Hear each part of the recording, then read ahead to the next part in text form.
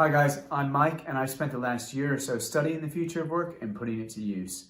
Today, I'm going to quickly give you some practical advice on how to approach it. First though, imagine a future where there are no job titles, where work is done alongside robots, where virtual reality and augmented reality replace Zoom calls, where you rate your boss and your peers rate you, where hierarchy is completely taboo, where everybody knows everyone else's salary, where a 4-day work week is the norm and you get paid in cryptocurrency. Of course, these might seem like extreme examples of the future of work, but they are happening to an extent and can offer us a glimpse into the future. Now, over the past year and a half, not to recap, but our lives have been disrupted in ways that we never could have imagined. Almost overnight, we were forced to adapt to new ways of working and living, isolated from friends and family and colleagues for significant periods of time. Although disruption has been felt differently depending on business, sector, city, country, it's clear that many of the COVID-related innovations are here to stay and will continue to evolve with time. As of late July 2021, the virus is still out there, governments are still restricting movement, vaccine inequality is on full display with only 14% of the world population fully vaccinated, new variants continue to spread. So the end is still uncertain, but it's certainly not the end. And meanwhile, billionaires are taking joyrides to outer space. So very odd times indeed. All that said, when we step back and we look at how things have changed and what's likely to be permanent, we can start to consider both short and long-term horizons and the decisions required to prepare for the future. So let's step back to before COVID. There were a good few trends with some serious momentum. COVID really accelerated some of these trends. For example, digital adoption, which comes as no surprise, has continued to skyrocket. In 2020, there were about 10 billion digitally connected devices out there. By 2025, there'll be over 30 billion and rising. Automation, AI, machine learning, and the green economy have also become big forces that will continue to accelerate in the future.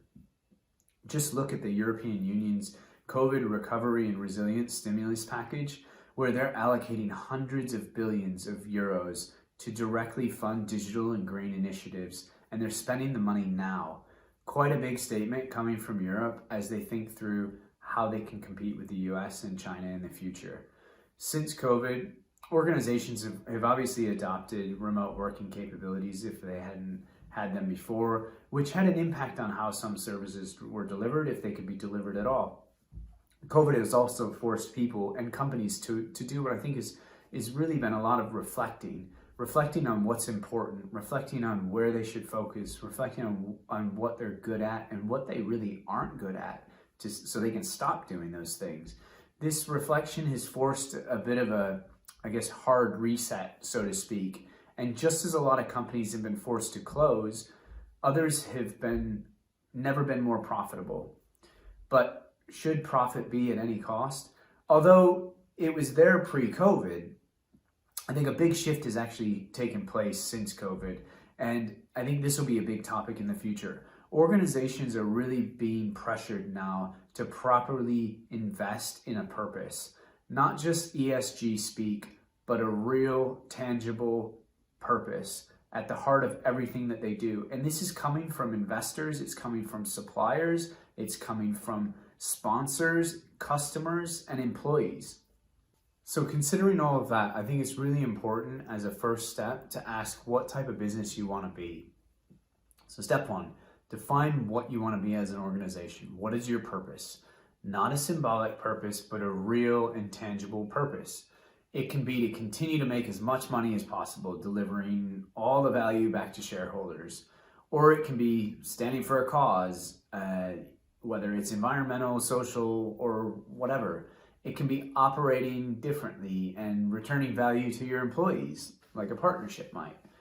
Whatever it is, be very clear and let this be your guiding principle, as it will help you answer the questions that will come in the 4 pillars that I'll discuss in a minute. So step 2 is to consider the 4 interconnected and interdependent pillars: your customers, your people, your office, and your systems and tools. And in each of these pillars, you'll need to take some near-term decisions, which you probably already have taken some of them. but you also need to reconsider the longer term decisions and, of course, ensure that those align with your purpose. So the first pillar, your customers. Without customers, you have no business. So start by reflecting on how your customers' needs have changed since COVID. My guess is that there's been a digital shift in some way, and as a result, you've had to remain relevant by adjusting to the shift. Consider the permanence of these shifts. So try digging into it deeper. How have your competitors adapted differently? Do you understand your customers' needs? Do you anticipate this change accelerating? What is the implication if you do nothing? And then really, when you understand your customers, what you're trying to do is understand the type of work you'll be doing in the future. So specifically, what types of jobs are you being asked to do? And knowing what we know about technology trends, how can things like automation and AI help to perform some of the work? This then leads us to your people. So once you understand what type of work you'll be doing in the future, it's much easier then to understand what type of people you need to do that work. That said, automation will no doubt have a role to play, and it will impact people. But rather than wholesale replace people, there's a large body of evidence that suggests that automation will actually enhance the work that people do by allowing them to focus on the value-added tasks rather than the repeatable manual tasks. It's also estimated that by 2025, 50% of the workforce will need to be reskilled. 50% will need to be reskilled. This is obviously technology driven, and it begs the question, do your people currently have the skills they require for the future, or do you even have a plan to help them gain those skills? Considering that pace of change, adaptability will become increasingly important, and therefore the rise of the utility player. So this is someone that is really adaptable and has a range of skills, and they'll be a hot commodity in the future. That's not to say that specialists won't have a role to play, but companies will even need a range of skills from specialists. The purpose that we spoke about earlier is going to be a really big factor as well in the attraction and retention of people. And this shouldn't be overlooked, as this is a really important aspect of building a business that is future-proof. Ensuring you have the right people in the right roles that are engaged and believe passionately about what it is you're trying to achieve is really important. It seems like common sense, but I think it gets lost sometimes. As organizations think about attracting and retaining talent, it's also important to consider the motivation of your people. Over the next decade, baby boomers, Gen X, Gen Y, Gen Z will all be in the workforce together at the same time, and understanding their expectations of work will be really important. So, for example, it's expected that younger generations will latch on to a company's purpose and will expect to level up really quickly. Whereas previous generations valued long-term stability to pay the mortgage, younger generations will value flexibility and mobility. So they don't want those roots tied down so quickly. Understanding these motivations will be a really competitive advantage and compelling offer for younger candidates, potentially. Finally, in the more immediate term, organizations should consider the level of connectivity within their business and whether their people are being adequately supported now, especially while working remotely. Microsoft recently surveyed 30,000 plus users of their software and found that people in leadership roles were overwhelmingly reporting to be thriving during COVID, while people in non-decision-making roles reported the feeling of just surviving. This is quite a worrying statistic, and where organizations they should act to address the burnout or risk losing talented people to the Great Resignation. So the next pillar is the office, and when we talk about the future of work, most people think about the return to the office, and rightly so. I mean, for a lot of people, the most significant change brought about by COVID was the change in their office location. And while there have been some big upsides, like working in your pajamas or not having to commute, so helping the environment, saving a bit of money, and a lot of people have actually moved house and moved to the countryside to escape the city because they didn't need to be close to the office anymore.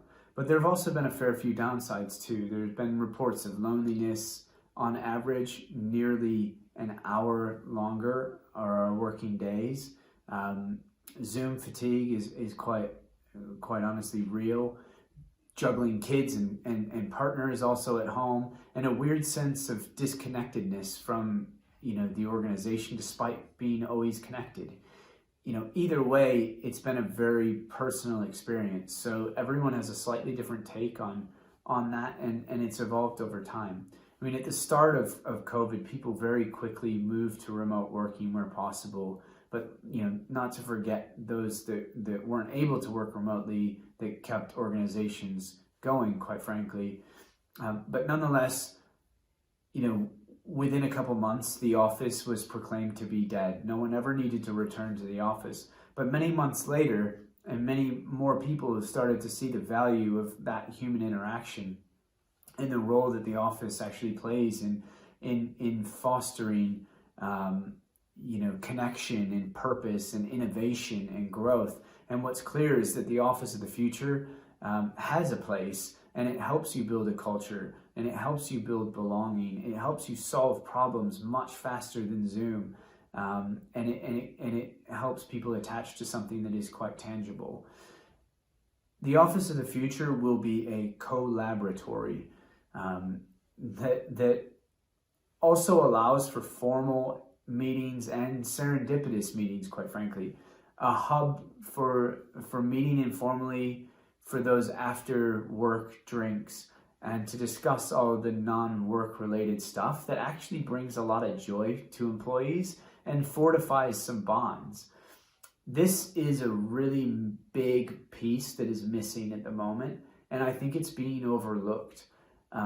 It's really important because I think it helps to satisfy some really basic human psychological needs, and it builds a strong business. I'm not saying that we need to go back to the office full time, but in a recent study, 74% of those surveyed said that they expect and want flexibility. This means not having to go to the office every day, but occasionally when required. This goes back to the attraction and retention of people piece. And, it won't even be a competitive advantage in the future as much as table stakes. Flexibility is what people expect now. It also means your talent pool geographically can expand behind just where you're headquartered or where your office is. So you can access a wider range of diverse talent and potentially at a better price. The key question is not if we should have an office, but how should we design the office for optimal collaboration? And when that time comes, how do we keep people safe when we do return? Your systems and tools is the final pillar, and it's the enabler for all the other pillars. It's also about seeing technology as a competitive advantage. So with technology leading the path to the future, it's about assessing your current systems and refocusing the entire business around digital technology to unlock some real hidden value. This is really a mindset shift from technology as a function to technology is the business. It is the strategy. The way I like to think about this is if I were to start a business from scratch, what systems would I be using today? It's probably not the 80s mainframe that is too costly to replace. So it's about building flexible systems that can scale and are flexible and are nimble and coexist with legacy systems seamlessly. So a resilient strategy requires designing for disruption here, knowing that the business will evolve by leveraging cloud, by leveraging AI, ML, by default, autonomous tech where possible as well. Another way is by relying more heavily on partners, by building an ecosystem by which you can collaborate and grow while sharing the risk and exposure for more potential disruption. So I appreciate that there's a lot to consider when it comes to the future of work. By breaking it down into these 4 pillars, it makes it a bit easier to digest, but my advice would be to get really clear on the purpose and then be decision driven. By that, be very deliberate in what decisions are required in order to make the biggest impact. Hopefully this gives you some insight into the future of work and what to expect and what types of things you should be considering and questions you should be asking. You should incorporate this into your regular planning cadence. Don't just do this once and forget about it. Get the entire business to take part and create your future together.